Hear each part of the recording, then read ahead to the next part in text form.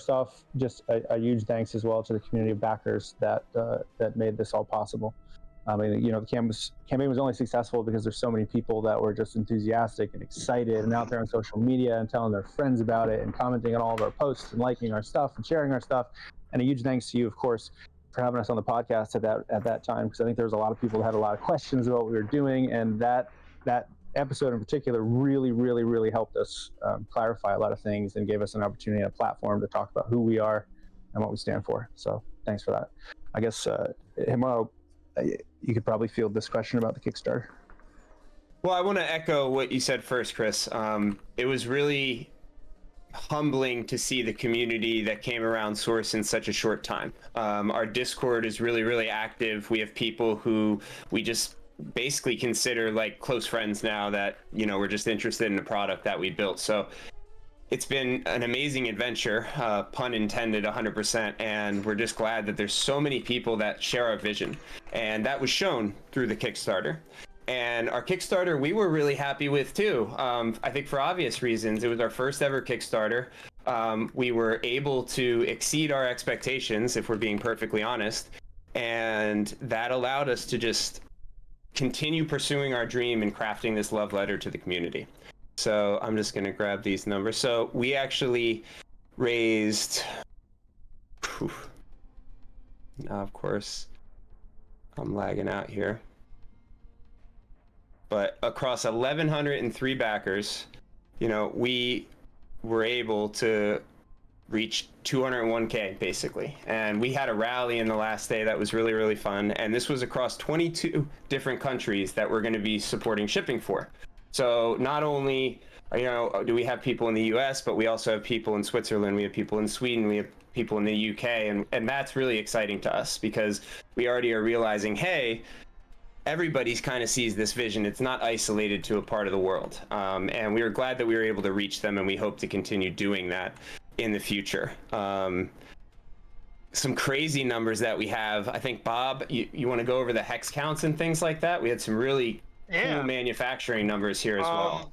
So one of you count kind of like all the hexes that, that can exist. It's like this. It's like this is a 15 hexer. So if I count every hex that was sold during the Kickstarter, we sold 813,000 hexes.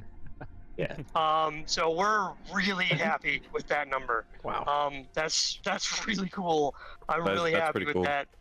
Just in raw, we sold 11,000 edges.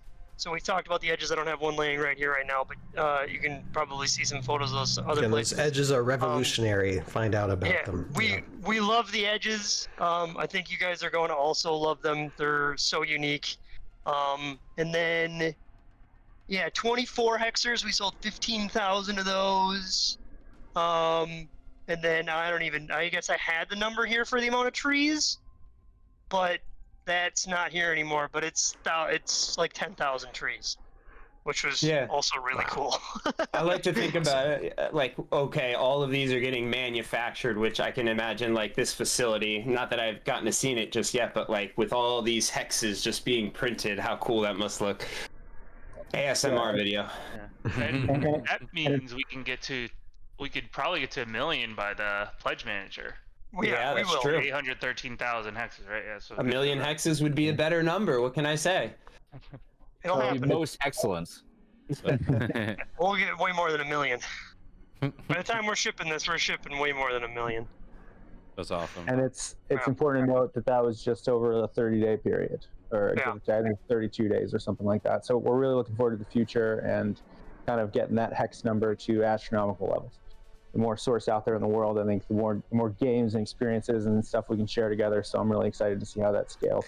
To answer your question about what we've been doing since, working tirelessly is what we've been doing. So we had a lot of really big tasks to accomplish between funding and getting ready to deliver to backers in August.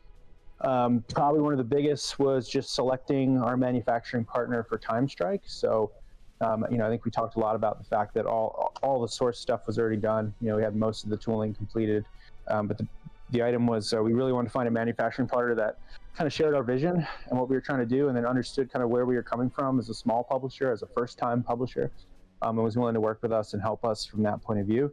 Not every manufacturer in the industry is going to be the right fit for that. So we went out, we talked to 4 or 5, and ultimately we landed on Gameland Games. And we're really excited about working with them because they're, the level of quality that they bring and the experience that they have in the industry is just phenomenal, and they've been a blast to work with. So we've been doing a lot of back and forth with them. We obviously had a lot of things we had to add based on the stretch goals that we unlocked. So we had a lot of sort of innovation we had to do on our end. We had to, get in touch with a lot of our art partners and start to create new things. And then, we'll talk a little bit later on in the show, I think, about some of the kind of cool, new and exciting things you can expect to see in the late pledge / pledge manager, and things that we were just kind of able to add into the products, not because we unlocked them as stretch goals or because anybody really asked for them, just because we kind of put our heads together and realized it was the right thing to do, and it would add value. So there's some fun kind of updates we have on that end.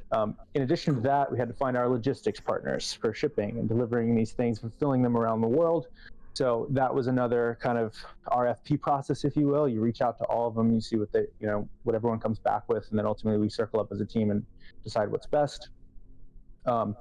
Tony has been working absolutely tirelessly on making updates and new game modes, TimeStrike, which I'm sure he'll talk about later, in detail. But it's just been a lot of work. Nick is hard at work setting up the late pledge and pledge manager, which is a whole process in and of itself. You have to take all the backers' data from Kickstarter and get it over to GameFound and set that all up. We're super excited to work with GameFound, and Nick, maybe you could talk about some of the exciting things that GameFound brings to our campaign. Yeah. No, I love GameFound. I'm going to put it out there.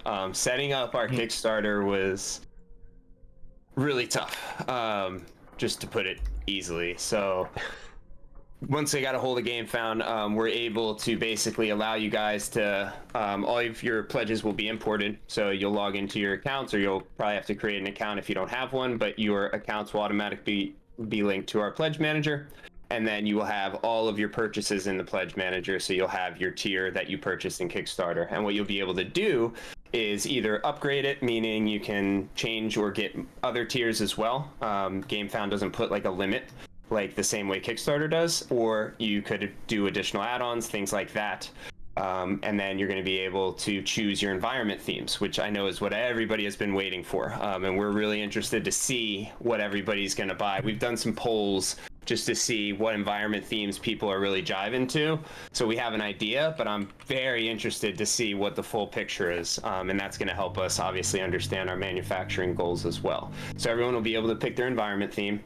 And then you'll have your shipping all finally being calculated for you. So it'll just be done by weight and based on where you need it shipped to. So that's going to be really nice. And it should just be a seamless experience, much less clunky than Kickstarter. I think any future projects that we're doing will probably go direct to GameFound. They have been very, very good to us, but the platform itself is just way above what Kickstarter offers today. And that's not a slight against them. It's just something nice that we can offer to the team and offer to our backers. And I think it'll be an experience they enjoy.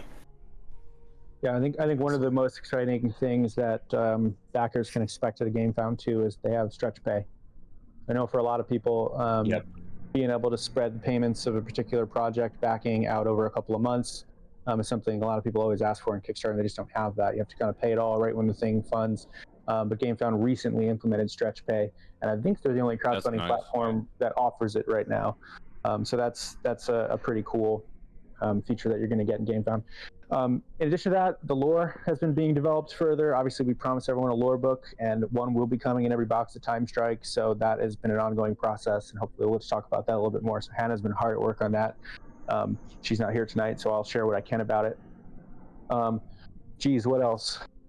Can I ask a question? Yeah. So the Kickstarter, is it still going to be on Kickstarter or through GameFound? Because I'm not familiar with this site. So when it comes to directing traffic for whatever you guys plan to do, additional to the Kickstarter, can you go to that Kickstarter page and still go to GameFound, or how does that work? How do we get to where we need to We will most likely put a link up on our Kickstarter page, as well as an update through the Kickstarter platform where it'll link to the GameFound Late Pledge and Pledge Manager. We'll also have it all over social media. We'll have it in the Discord announcements. It will be pasted everywhere. You're going to get emails from GameFound because your email addresses are being imported into GameFound so that you can use that to make your selections and tie it to your pledge. So everybody's going to know about it. We're going to scream from the rooftops and mountains and up in the clouds if we have to. But yeah, everyone will be able to see it through those channels. Yeah, and Justin here in the chat is asking, or saying, delivery in August, perfect timing for AOA. It's interesting how all that's coinciding together there. It's totally coincidental. We announced first. It's a pleasant coincidence.